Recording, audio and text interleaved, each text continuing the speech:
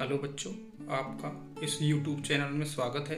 और अगर आपको अच्छा लगे तो इसको लाइक एंड कमेंट्स करें और इसको पूरा ज़रूर देखें ताकि आपको सारे प्रश्नों का उत्तर उनको सही ढंग से समझने में मदद मिले। Choose the correct option from the given options. दिए गए ऑप्शंस में से सही ऑप्शन को चुनें।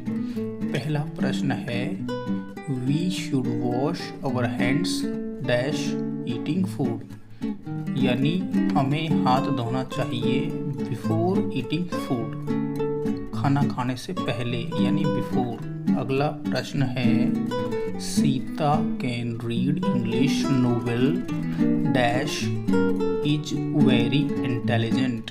सीता एक लड़की है, सीता के लिए शी का प्रयोग किया जाना चाहिए, इसलिए शी एक सही उत्तर है।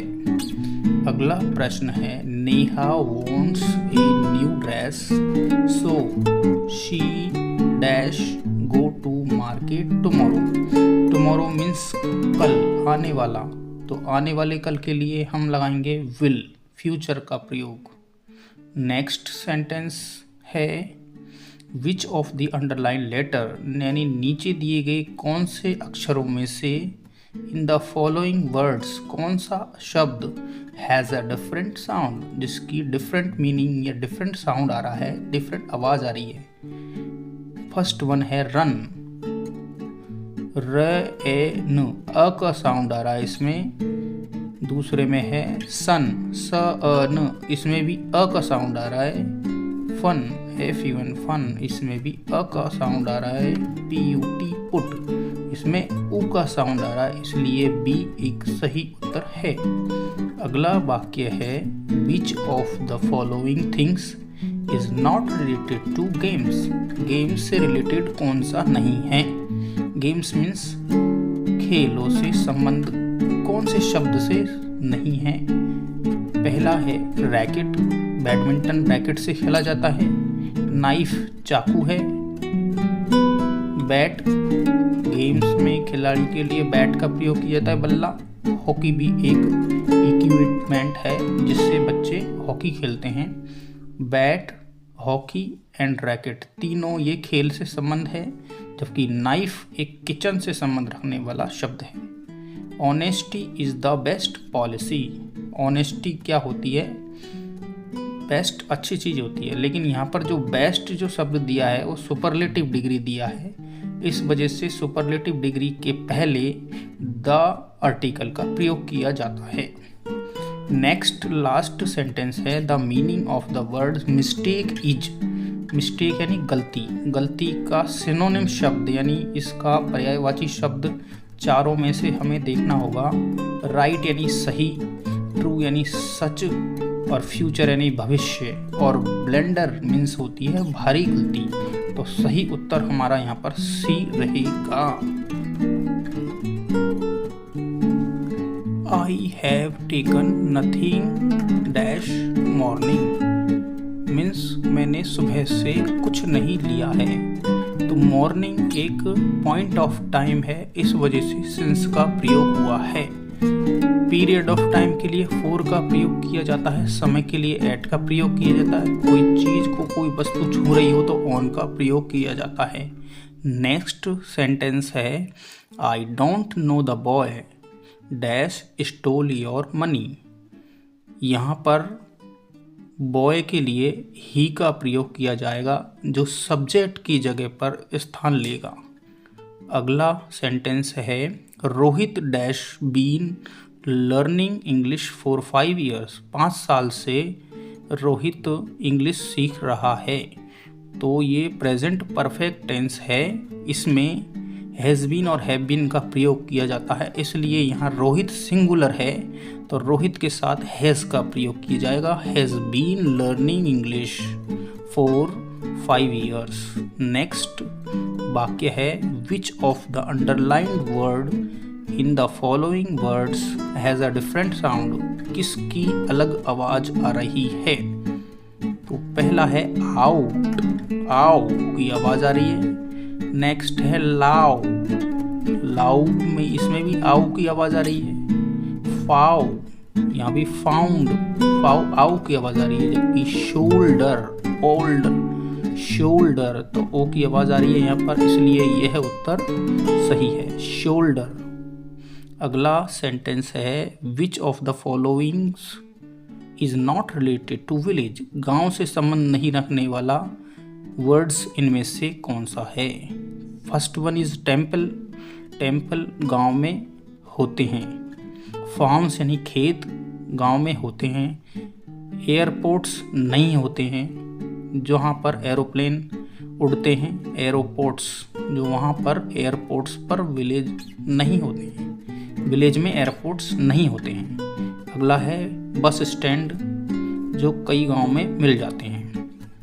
अगला वाक्य है we study in same school, तो in the same, the same, same के साथ द का प्रयोग किया जाता है। अगला वाक्य है the meaning of the word, meaning यानी मतलब, ऑफ द वर्ड यानी जो नीचे दिए गए शब्द का मतलब, रेस्क्यू का मतलब इनमें से चारों में से कौन सा है। रेस्क्यू का मतलब होता है बचाव करना, तो यहाँ पर सेविंग फर्स्ट वन दे रखा है, बचाव करना। दूसरा है प्रयोग करना, एक्सप्रेस यानी व्यक्त करना, और सिटिंग यानी बैठना। अतः यहाँ सही उत्तर हमारा सेविंग माना जाएगा। Translate these sentence dash English, तो इंग्लिश से हिंदी में ट्रांसलेट करना है या इंग्लिश से हिंदी में ट्रांसलेट करने के लिए इंटो का प्रयोग किया जाता है। Next sentence the man is a teacher dash forgot his umbrella, तो मैन के लिए यहाँ पर, आदमी के लिए यहाँ पर ही का प्रयोग किया जाएगा, ना कि शी लड़की के लिए प्रयोग किया जाता है, और यू तुम्हारे लिए और आई मेरे लिए। तो अगला वाक्य है we dash have taken our food before the sun sets. यहाँ प्रेजेंट इंडेफिनिट जब भी दे रखा हो तो इधर की तरफ फ्यूचर टेंस का प्रयोग किया जाता है।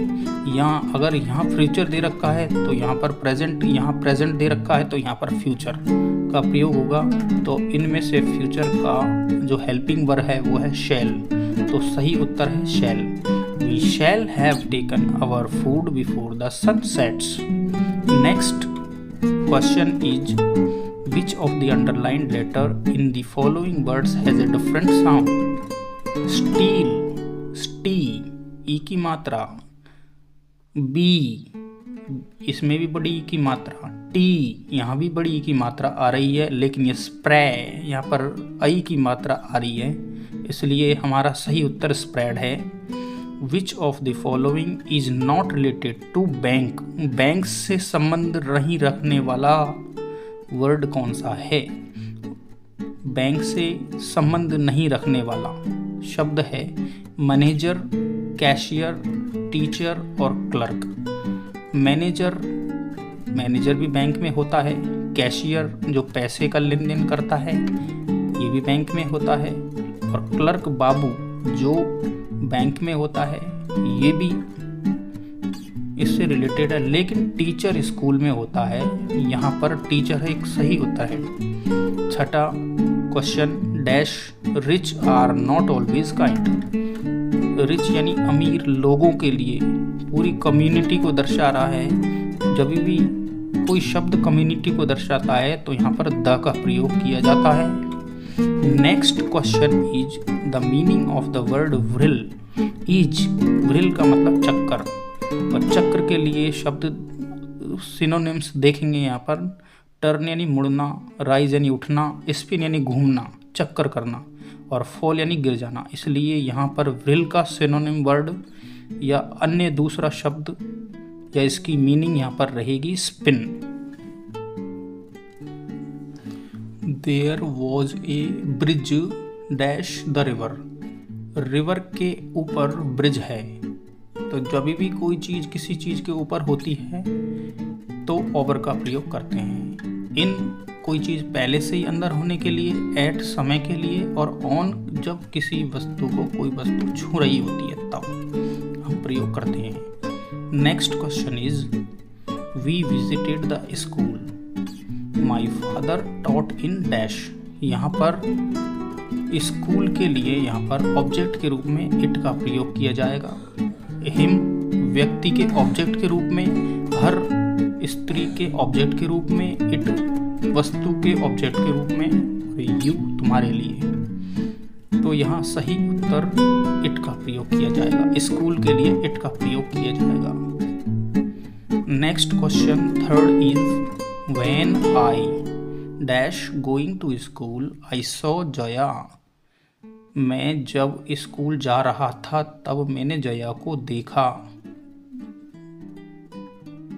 जब मैं स्कूल जा रहा था तब मैंने जया को देखा। तो जा रहा था, I was going to school, I के साथ वॉज का प्रयोग किया जाएगा। Next question is which of the underlined letter in the following words has a different sound. किसकी अलग आवाज आ रही है? लाउ, अराउ, अबाउ और थॉ।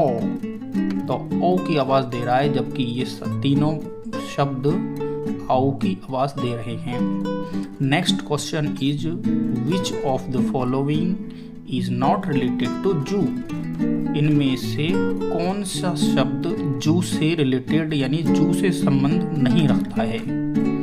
एलिफेंट जू में होता है। जू का मतलब होता है चिड़ियाघर, जहां जानवरों को रखा जाता है पिंजरों में। तो एलिफेंट्स भी जू में होते हैं। बियर भालू भी होते हैं। लॉयन भी जू में होते हैं, लेकिन काऊ जू के अंदर नहीं होती है। तो सही उत्तर है काऊ, गाय। अगला है वाक्य the Himalaya lies in north of our country. तो नॉर्थ हमारी दिशाओं को व्यक्त करता है और दिशाओं से पहले द आर्टिकल का प्रयोग किया जाता है। अगला क्वेश्चन है the meaning of the word grim is. Grim का मतलब गंभीर और दुखी। तो हैप्पी प्रसन्न, प्लेजेंट सुखद होना, डिप्रेस्ड होना और जॉली भी प्रसन्न है। तो ग्रिम से रिलेटेड जो वर्ड है यहाँ पर, इसकी मीनिंग है डिप्रेस्ड।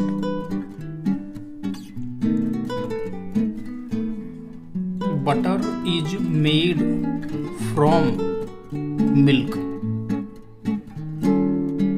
क्योंकि मिल्क से बटर बन जाता है, तो जब वस्तु का परिवर्तन हो जाता है तो फ्रॉम का प्रयोग किया जाता है। Next question is I don't like the present dash give me.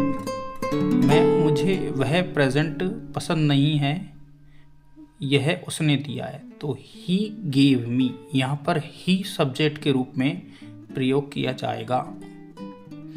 अगला क्वेश्चन है I go to school by bus but today I dash dash dash going by car. I go to school मतलब मैं रोजाना school से बस से school जाता हूँ, लेकिन आज कार से जा रहा हूँ, इसलिए रहा हूँ के लिए वाज का प्रयोग किया जाएगा। आई जा रहा हूँ, sorry I am going by car, जा रहा हूँ के लिए। Which next question is which of the underlined letter in the following words has a different sound? इसमें लंच चे का साउंड दे रहा है, फैच चे का साउंड दे रहा है, स्टोमक के का साउंड दे रहा है और चेंज चे का साउंड दे रहा है। चे चे और चे, लेकिन यहाँ पर स्टोमक का प्रयोग किया जा रहा है। पांचवा प्रश्न है which of the following is not related to water storage system. Water means पानी के स्टोरेज एकत्रीकरण सिस्टम से कौन सा वर्ड रिलेटेड यानी संबंध नहीं रखता है, यानी पानी को हम स्टोर करके कौन से शब्द से इसमें व्यक्त नहीं कर सकते हैं। वह है जैसे टैंक, टैंक में वाटर को स्टोर करके रखा जाता है। पानी, वेल कुआं, कुएं में भी पानी को स्टोर करके रखते हैं। पौंड में भी पानी को स्टोर करके रखा जाता है। सी, लेकिन सी एक बहुत बड़ा पानी का स्रोत है, इसलिए यहाँ पर वाटर स्टोरेज के लिए सी का प्रयोग नहीं करेंगे। अगला प्रश्न है what kind of man you are. तो यहाँ पर आर्टिकल के लिए एक्स यानी कुछ नहीं का प्रयोग किया जाना चाहिए। क्यों कि ऑफ के बाद में नाउन का प्रयोग किया जाता है और नाउन यहाँ दे रखा है ऑलरेडी, इसलिए आवश्यकता नहीं है। 7th नेक्स्ट और लास्ट वाक्य और प्रश्न है the meaning of the word huge is. कई बच्चे इसको हग पढ़ते हैं, तो ये हग नहीं है बेटा, ह्यूज। ह्यूज मीन्स विशाल या बहुत बड़ा। तो वेरी बिग पहले अक्षर में दे रखा है very big. Very big means बहुत बड़ा। स्मॉल यानी छोटा, टाइनी यानी भी छोटा, एवरेज यानी औसत। तो सही उत्तर है बच्चों वेरी बिग। सभी बच्चों को धन्यवाद। Thanks for watching my YouTube channel.